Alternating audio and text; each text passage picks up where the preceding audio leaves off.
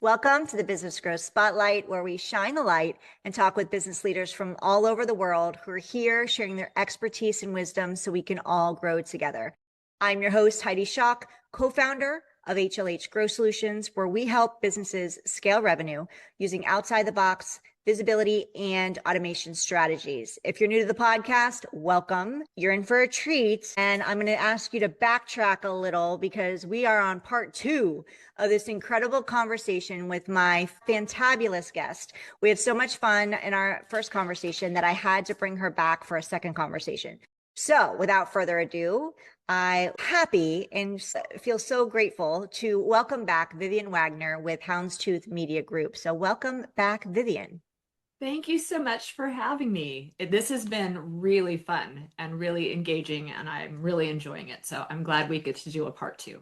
Thank you. I am having a blast too. And I haven't done this on this podcast yet. We've never done a part 2. So thank you for taking Absolutely. extra time out of your schedule to be here. So yesterday we talked about what you do, who you serve. You gave so much gold. You dropped so much gold bombs and nuggets. And we also, we kind of leaned into a little bit. You talked about your team of 16 and how they're remote. And I'm like, there's so much more we can dive into that we didn't get to dive into yesterday. So today we're going to be talking about teams, culture, core values, which is key. And I think a big piece of what a lot of businesses miss when it comes to building a successful business. So can you share, like, for those who are just joining us today, share again, a little bit about yourself, about Houndstooth Media and your role within it. And then we'll lean into the teams and culture and core values. Absolutely. So Houndstooth Media Group, we're a boutique full-service digital marketing agency that was started completely by accident at my dining room table. Somebody gave me an opportunity to help them. I had a skill set and I helped them. And then from there, it evolved into what is today, 12, 13 years later, a team of 16, and we serve small businesses all across the country. I didn't do things conventionally. So I know we have ideas sometimes that, like, okay, well, what is my org chart? I'm at the top. I'm the founder and CEO. Here's my number 2. And we try to pencil it out that way. And that may be the right way to do it. That's not how I did it. I was flying by the seat of my pants. And my first hire was somebody I knew who had the skill set to help me out with something that I needed. But then I started hiring people I already knew and had a relationship with because I was not yet thinking about my business as a legit grown-up business. I was like, "Ooh, I have this project I'm working on." And that was my mentality. So I brought in people to help me with my project. But as it grew into a business, that's where I had to start looking at it a little bit more seriously. And that's where, that org chart did start going into place, but it was more like, what do we need to do to serve our client? And so it became more like roles and responsibilities rather than titles. If that story is making sense, And I know they say you're not supposed to hire your friends or family. My number 2 is one of my best friends. I've known her for, gosh, 15 years or so, maybe longer. And she's done everything to take what she had learned in the corporate world and pull it into my little entrepreneurial startup, and has at least put into place systems and processes, which helps us kind of define those roles and everything. But it all backs up to, we hire for fit first and skill set second. Mm, You got to have chemistry. yeah. All of us, we're at work all day long, right? Do you want to Yeah. spend it with people you wouldn't want to have dinner with? Do you want to spend it with people who, oh, I just grit my teeth every time I open an email from you? No. So fit and chemistry first, and then skill set second. And that started getting really well defined on what is fit. Like, what is that chemistry? I mean, we know right away. Like, Right. Heidi, I met you for the first time yesterday. I'm like, this is fantastic. I want to keep talking to this person. We have so much in common, and we share so many things, and it's like meeting a good friend. Anyone who's ever any woman who's ever stood in line waiting for a bathroom in a public restroom and has struck up conversations with the people around her, and you leave the bathroom with a new friend. That kind of vibe and feeling about the people you work with, it's really great, right? And so when that's happening, you do realize you have to put some sort of a parameter around it. Because it's not enough that, oh, I like this person in the moment, we have chemistry. There are people who have to share your values and be on board with the vision for the company. Yeah, so good. Absolutely. And I love that you said it's a fit before skill set. Like you need to make sure that it's a fit and that you want to spend time with these people, and chemistry matters. Just think about when you're involved in a relationship, right? It starts from chemistry. There has to be some chemistry there for you to want to continue that relationship. And if you Yeah. really dive into it, think about any of your relationships. It's not just those intimate personal relationships with a Right. partner. It's also the relationship. I mean, not that we're choosing our children, but you want to create that in your family environment. You, with your friendships, think about the similarities that you have, the interests, what you have in common, and that you actually get along. If you don't, Yeah. if you're not aligned with your friends' values, you're not going to remain friends with them. And that's how, and I can think of friends that I've had where I wasn't aligned with their values, or, and it didn't last long term. It reached its Yeah. limit, and that's okay. Right. So same thing Right. for business. To create a successful business, especially one that you want to go to and work in every day.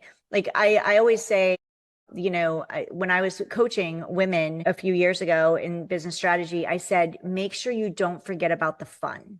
It's easy to think about all the things you need to do, and the to-do list, and the revenue generating and getting the clients, or whatever it is, however you get your clients and customers, and all the things that all the have tos. But make sure that you're bringing fun and incorporating that, because when business is fun, it's not going to Yeah. be fun every day, but when you can No. incorporate the fun, or you're bringing in people that you enjoy to work with, it makes the day go by much more pleasant. And Yeah. especially for you, like you're having people that fit. You mentioned your number two is your friend, a friend of yours. My business partner, you met her, Yeah. Lectra. Her and I are best friends since freshman of high school. We've known each other Wow. probably about 35 years now. I'm giving my age away, but about 35 years from now. And we weren't always in business. We just come Mhm. together a few years ago.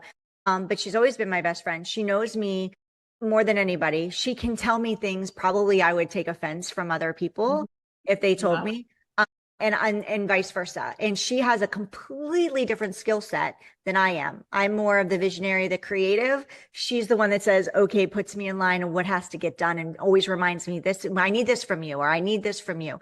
And so Yeah. it creates this nice, healthy balance. Yeah. So thank you for sharing all of that. And I want to talk into the core values you mentioned. Yeah. I know that's really key. And I think for many founders, or startups, and even as we move forward, it's important that you get clear on what they are from the beginning, and you're Mhm. constantly checking in to what those Yes. are. So how Yes. important, like, how did you come up, like, if you don't mind sharing what your core values are, Mhm.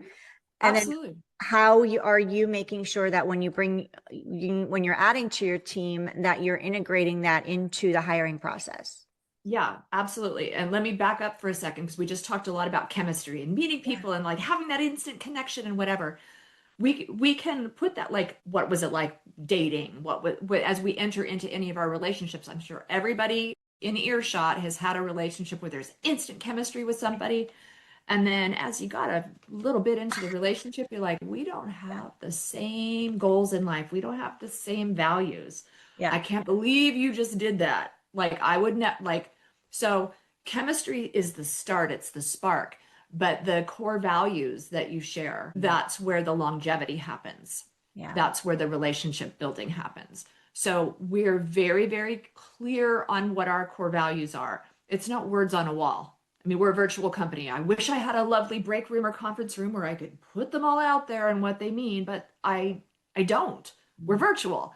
So we talk about them quite a bit in the course of our work, in our hiring, all of that. So super simply, and I know there's people who have core values that describe that, they sound to me more like a vision statement or a mission statement. Mine are words. Integrity. We do the right thing even when no one's looking. We do the right thing even when it would be easier to just pretend that didn't happen. We fix it, we move on. Integrity. Would you do that if your grandma was watching? If Jesus was watching? What would you be doing kind of situation, right? That's your integrity. The next is loyalty.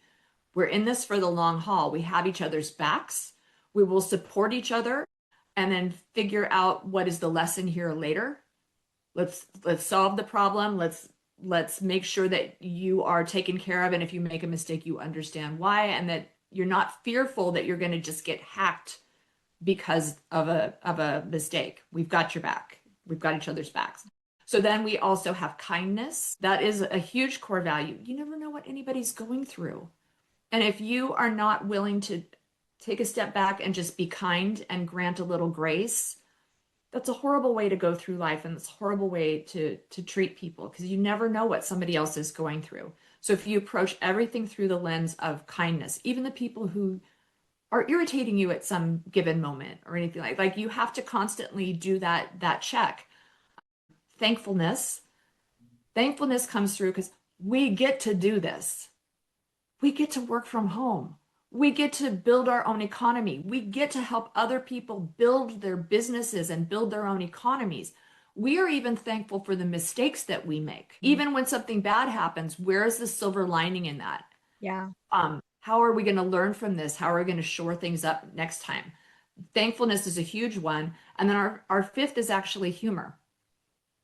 I always say you don't have to be funny to work here. It helps, but you don't have to be funny to work here, but you do have to have a sense of humor, and you do need to be able to take a step back and laugh at the situation sometimes. And so those are our 5 core values. We hire on them. We talk in the interview.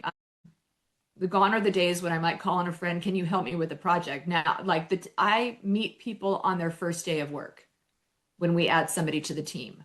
I don't do any of the hiring or the interviewing. That's all my team who does. They're working with each other on the day-to-day. So I'll often meet them. Hello, welcome. I'm Vivienne. I own the company. Nice to have you on board. But we'll explain each of these core values. We'll ask which one resonates with you the most. And we also ask which one resonates with you the least. There's no wrong answer. We just we want to know. And one gal that worked with us as a graphic designer, she was fantastic. She goes, to be honest, kindness resonates with me the least. And we're like, okay. She goes, but I'm German and we're just direct and we just say it how we're going to it was funny. I'm like, okay, well, there's the humor part. So, we're good. But so while we hire on those core values, it also turns out to be the filter through which we will have clients come in. People always ask me well, what's the industry that you like? Are there industries that you don't work with? And there's a couple industries where I'm like, I don't think we can help you with that. I don't think you have a successful business as you've set it up. So I'm not going to work with somebody who doesn't have a successful business set up, right? We've turned down work with several people who were, I sell crystal healing packages and manifestation packages to people who want to make a better life. I don't believe in that stuff, so I can't get behind you and promote something that I don't believe in, right? So just being, fully candid. So the internet works how the internet works, but I can tell you there is a type of person we will not work with. Basically, we won't work with unkind, jerky people. That's it. If you're a nice person who has a business that we can promote and get good results for you, we want to work with you. So it's so simple. People make it so hard. When we started this conversation today, you're like, okay, well, we're just going to kind of walk through it and there's no real structure. Let's just have the conversation. I think we approach our businesses like that sometimes when it comes to team culture. We don't have any structure around it. We just kind of loosey-goosey, and we might forget some components, or it might develop some parts faster, others slower. But when you have those core values dialed in, and that's who you are, and you recognize the people who are like you that you can work with successfully, it lends the structure that you were missing. Does that make sense? Absolutely. And that's so good because I love the analogy that you used of how we came into this part of our conversation from part one to part two. And I said, I don't have any questions prepared. And we knew we were talking about a specific topic. We were talking about team building, culture, and core values. So we were able to flow within that structure or those confines, if you want to call it that. Yeah. And then what you're doing is everything, you don't necessarily have a set, like, this is how we're going to do it. And there's core values over that. It's like a dome. The core values are the dome, and everything can flow within that, which again lends to the human piece of what you're building inside of your business, how you help businesses grow. And then with the evolution of AI, you're still Mhm. keeping that human centered piece there. And Yes. it's starting within your own company. And one thing I know in my heart, and I've also heard over and over and over again, talking with the hundreds of people we've had on this podcast, is those people who are building a specific, really strong kind of culture within, where it's collaborative culture within their company, where yes, it's free flowing for ideas. Bring your ideas. We want to hear them all. We may not use them all, but we want to hear them all. We want everybody to have a voice. And it's very loving environment, kind environment, like you said. Yes. That is what lends them to be successful, because they're attracting those same clients. You're repelling those clients and being like, you're standing firm in your integrity. Integrity is one of your core values. And it's out of integrity for you to work with a company, one that you don't have those same beliefs. You don't believe in what they're doing, so you can't effectively get behind them, right? Right. So you're not there to just take their money. You're like, I can take your Exactly. money. I can do what you want me to do. I just don't think I can be successful at it as you deserve, because I can't fully in integrity get behind it, because I don't have the beliefs. Yeah. And so you're attracting those people, which I absolutely love. And we talk about business growth and business success. And that is one of the key factors, is understanding and getting. Yesterday we talked about clarity. You said clarity is currency. And one of the things that you get to be clear on are your core values, and stay aligned with them. Don't veer off of them. As long Yeah. as you're staying aligned with them, you're clear with them, then everything else will fall into place as you're growing and evolving, including Yeah. your team, Well, including and the clients you're attracting. when things fall into place, it's never a neat, orderly falling into Oh no. place, right? It's messy. Yeah. So as you go through the process of things falling into place, the core values keep you from pulling your hair out. The core values keep you from, turning on each other and in a meeting, you know, that collaboration and that grace that we give each other, knowing that the process is going to be messy, knowing that, and that's where like the thankfulness comes in. Gosh, this really was a difficult meeting. I'm thankful we had it, and I'm thankful we were able to like jettison the ideas that weren't good. And that builds a culture. One of my business mentors used to tell me, if a team member comes to you complaining about something, or they have a problem or whatever, because I have an open door, you need to talk to me, I'm here.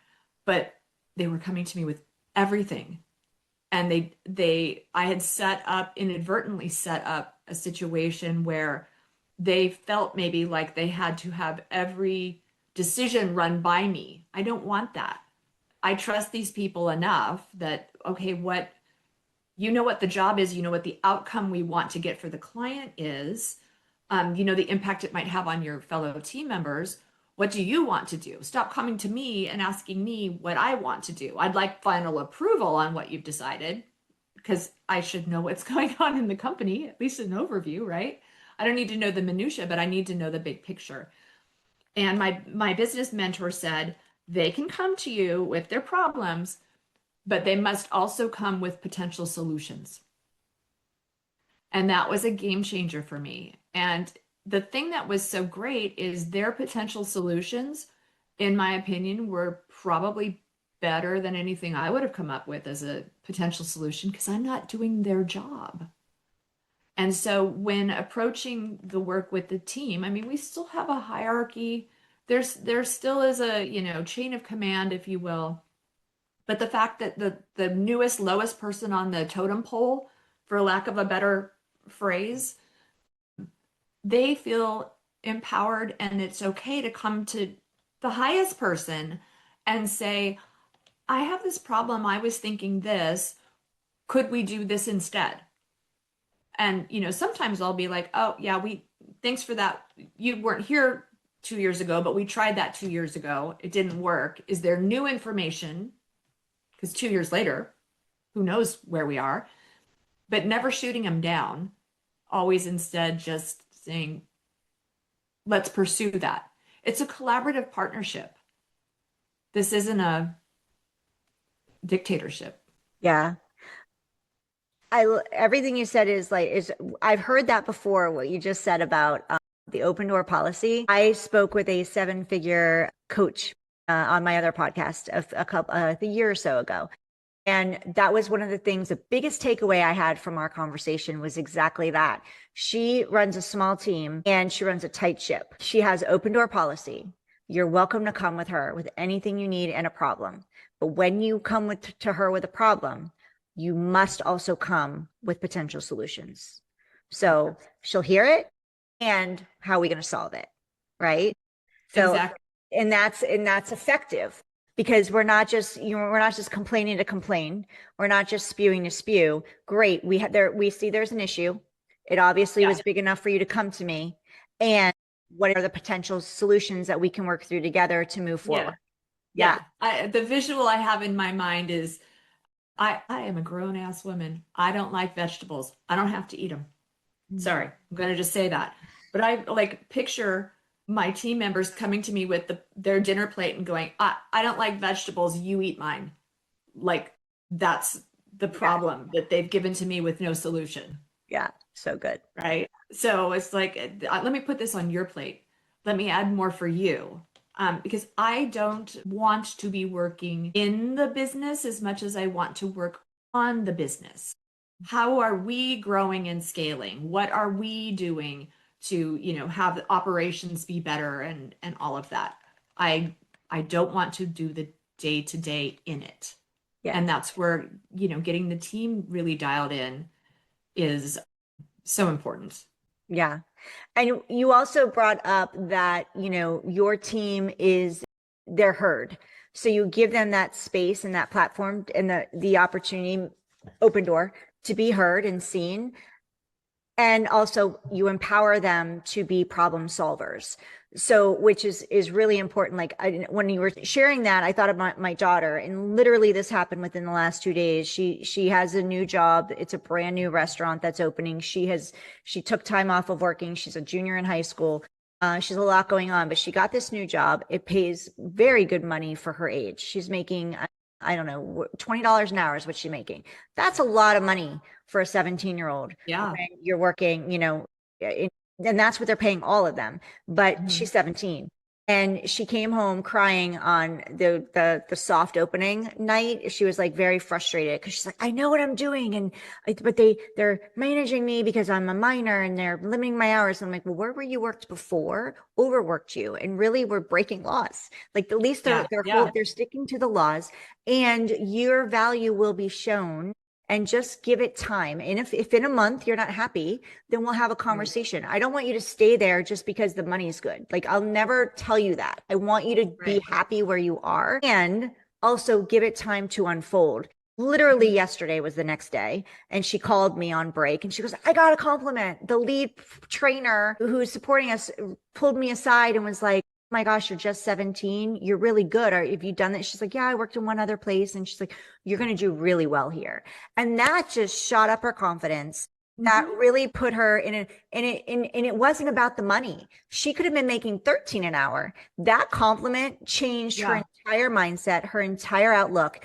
And by you allowing your people to have that platform to be seen and heard and to be acknowledged, that means more to many people than, I mean, we need to make money in order to be able to live, and we want to have goals and have nice things. And that without acknowledgement means nothing.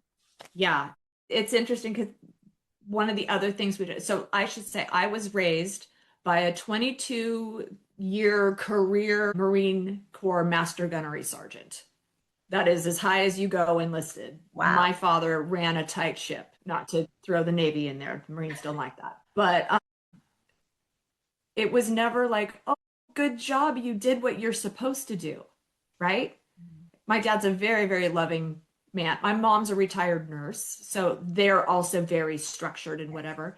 So I never remember feeling like, good job doing what is the minimum expectation for you. You cleaned your room. Great. You're supposed to clean your room, right? Like, so I, as the owner of a business where team members are there, they need those compliments. And so while I'm very quick to see what went wrong, I have to, like, it's a concerted effort to remember that was a great email that you sent. Thank you for, we call it the Mary words. There's a gal named Mary Shore, and she has a book about the way you speak to clients. It's not, unfortunately, we can't, but we can do this instead. Like, don't start with, unfortunately, we can't. Instead, yes, we can do that. Here's the parameters that require that. Like, it's just reframing things positively, right? So we talk about the Mary words, but I forget, if I'm not like on it, that there needs to be some positivity, not just the expectation. Of course, you're doing a good job because that's the expectation, right? And one of the things that helped me with that is very simply the Clifton Strengths profiles. I had each one of our team members, including myself, what are your top 5 strengths? Are you familiar with Clifton Strengths? I've heard it. Yes, I've heard of it. Yeah. So I think there's 31 or 34 strength areas that you can have. And they're like, if your 34th strength is math, that's your lowest strength, don't be an accountant. Right. What are your top 5 strengths? And they're broken down in personnel. Like, I know the DISC and all of those other things. And I'm like, I'm really not sure how to implement that. What does that mean? But Clifton Strengths tells you the top 5 and how people need to process information, hear information, whatever. And I'm not articulating it real well. Let me give you an example instead. One of our developers, who I love very much, he's very, very sweet, very quiet, great developer. I was raised that, like, it's a good thing to let people overhear, you talking positively about them. It's public acknowledgement is really good. So, like, congratulations to you. So in a meeting, I congratulated this developer on just really being a great, you did such a great job. You went over and above and beyond for meeting the client's expectations. You solved this problem that we just really didn't know what it was, and you came in and solved it. So thank you so much to Matt. Thank you, Matt. Well, then I was looking at his Clifton Strengths later, his personality type and traits. He would have rather I dug a hole, threw him in it, and covered him with dirt than publicly acknowledge him like that. It made him uncomfortable. It did not edify him or bolster how he felt. It made him uncomfortable, and he didn't like it based on this personality. So now I'm like, okay, because I would have been like, yeah, bring on the praise. I did great. Matt was like, Oh, yeah. so, but he didn't tell me that. He's very chill and quiet, and he just, you're welcome. But it was uncomfortable. It had the opposite effect of what I wanted it to. So the more I get to know about my team, the more I'm like, private text to Matt. Matt, thank you so much. You saved our bacon today. Good job. Right? And learning that's how I need to communicate with him versus another team member that, yes, I have to send messages to her with the celebration icons and emojis and whatever. She responds well to that. So you have to get to know your team also. So back to what your daughter getting that acknowledgement that was the shot in the arm that made her day. But knowing if she was a slightly different personality type or had a slightly different strength, that person, telling her privately versus announcing it on the floor with all of the team Yeah. it could have been taken differently.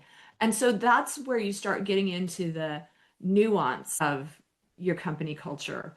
You need to know your company culture, obviously, but you also need to get to know your team. Yeah. Yeah. They aren't just disposable little people that are plug and play. They're real people with real lives who have bad days, who didn't get good sleep last night. So when the feet hit the floor in the morning, they're already behind. And if you chose that day to correct them on something, you've ruined the rest of their day. Because we're all humans, and the minute that we forget that, your business and your culture takes a little hit. Yeah. And every hit affects your success and your growth and your bottom line. And the Yeah. bottom line matters because that's what keeps us in business, right? So I love that you are so focused on your internal team. And that is obvious that your success is that's one of the big pieces for that. And you have a lot of referrals. You said yesterday when we were talking on in part one, that a lot of your business has been referral based. And I'd say 90% of our yeah, business is. and hearing that and now talking about you and diving into culture and your team and core values, I can completely see why. Because what you're building inside, when it's good, it can't help but bubble out and overflow into the outside and into the clients that you're attracting, how you're serving them, the success you're getting them. And of course they want it, and it's bubbling over for them. And now they're sharing it with others. So it's a continuous effect. And I say this because for those of you listening, no matter what stage of growth you're in, this is a really key piece of how to either grow your business if you're a startup and or sustain it as you're building and growing from there, no matter what stage you're in, because referrals matter. It's going to take less work to convert those referrals than it will to convert somebody that's new. That being said, living off referrals is not sustainable. It's not the only strategy that you should live on and count on. It's not, it's a little Scalable. It's accidental. not scalable.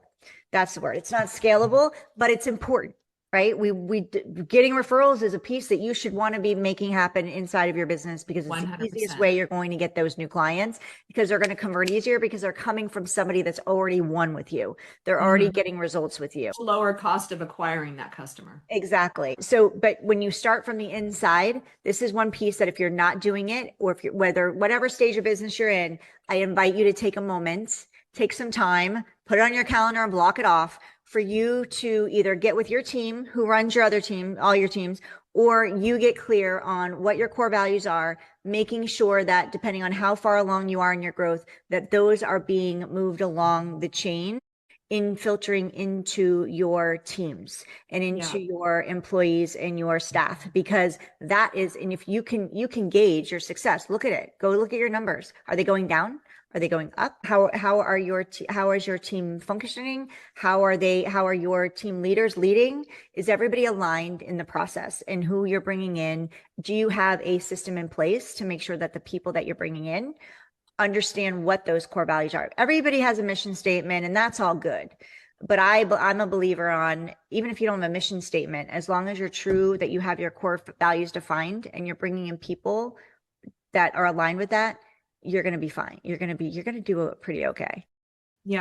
Right. And full disclosure, our core values are my personal core values. That's my personal core values. So for your founders and CEOs who are listening right now, if you don't have those core values in place, it might not be a team project. Right. It might start with you going, this is what I believe. And if you are the person at the helm of the company, I mean, let's be honest, you're not leaving. Right. So the people who come should align with you and your vision for the company. They can help you craft your vision. And I use my team for that all the time. I'm like, because your vision, it's the spot on the horizon, right? It's gonna change a little bit. You might address course, and you've got your vision for your own personal life. You've got the vision for the business. Vision for the business needs help for the team where are we going? What are we doing? Who are we going to be serving? But your vision for your business should also include your vision for what your team has. Right. How much do you want them to be paid? What do you want their best life to look like? Like you can get their buy-in that way. Because what is your work day? What do you want it to look like? How do you want to feel at the end of the day? That can help you craft the vision, but sometimes like starting with the core values, it's like, well, you personally, what do you believe? Mhm. And start there. It doesn't have to be a huge project. And it does start with you. If you're the founder and you're CEO and you're the only person that is starting this whole business company, it starts with you. So start there. And then if you are working with a partner, then you get to come together and develop those together as a team before you even dive into anything else, because your whole entire business is going to be focused around the people that you want to attract should be aligned with those core values. So you want to make sure that you're aligned with them first, especially if you're working with a team member. But like Vivienne said, that was awesome. The core values of her business are her own personal core values. So you got to live it to be it, right? And to be creating that. Exactly. Exactly. And having all of this in place, I'll say one more thing on this, having everybody be clear on it and where we're going as a company, how we operate with regard to our core values. I get kept accountable by that as well. My team knows it so well. If I step out of line or do something like that doesn't feel aligned with who we are, you're right. Thank you for calling me out. I've been out of this process and this loop doing something else, and I stepped back in a way that didn't display loyalty or didn't display, like, I can get called out on that. And that's where having our number twos, our business partners, the people who are like really in it with us, knowing that they have the freedom and are actually invited to tell us where we're missing the mark, that helps everybody. We as founders are not exempt from correction. Absolutely. We're not perfect. None of us are. So Right. Vivienne, yesterday you shared a webinar and I just on part one. So if you're just joining us for part two, you didn't get that. So I want to make sure that we're giving that to you and that accessibility. So can you real quickly, because I want to make sure that we get this in for you and I want to respect your time because we went over yesterday because I love talking with you. Can you share what the webinar is, who it's for, why they should watch it, and if it's right for them to watch it? Absolutely. So we've been talking about culture and core values and leadership today, building your team. But when I was here for part one, we were talking about how AI is the new personal referral. So your business needs to not only be discoverable so that AI can see you, it needs to have enough information so that AI will also recommend you. So my free webinar is, what is AI looking for? How do you determine if you have it on your site? And how do you make sure that your competitors aren't getting there first? Because visibility compounds. So if your competitors are like expanding and you're not, it'll be very, very hard for you to catch up. And so this free webinar takes you through what you need to do and what AI is looking for so that you can thrive in your business and be visible and recommended. Yep. And we're going to have that link inside the show notes. You can also go learn more about Houndstooth Media Group. Go to houndstoothmediagroup.com. We also have all of Vivienne's links for her social medias inside of the show notes. But go check her out on Instagram. She's Houndstooth Media Group on Instagram. LinkedIn, Vivienne-Wagner. It's Vivienne-Wagner. And then LinkedIn is the company page is Houndstooth Media Group. So go follow them, go connect with her, reach out to her, let her know you heard us here. If you're watching us on YouTube, hello. Thank you for joining us. Vivienne and I say hello. If you're so inclined, would love for you to subscribe to the channel. That allows you to be dinged and pinged and all the bells, whistles going off whenever we have our amazing guests like Vivienne here today with us, sharing what's working for them, what hasn't worked for them, all the things about business growth, as well as the magic that they're creating in the world and how they're helping their clients succeed. If you're listening to us on your favorite podcast platform, thank you. Super grateful. If you're so inclined to hit that review button, we'd love it. Leave us a review, 5 stars preferably. That I ask you that because it helps the platform push out this episode and all the goodness that Vivienne's sharing out to more people.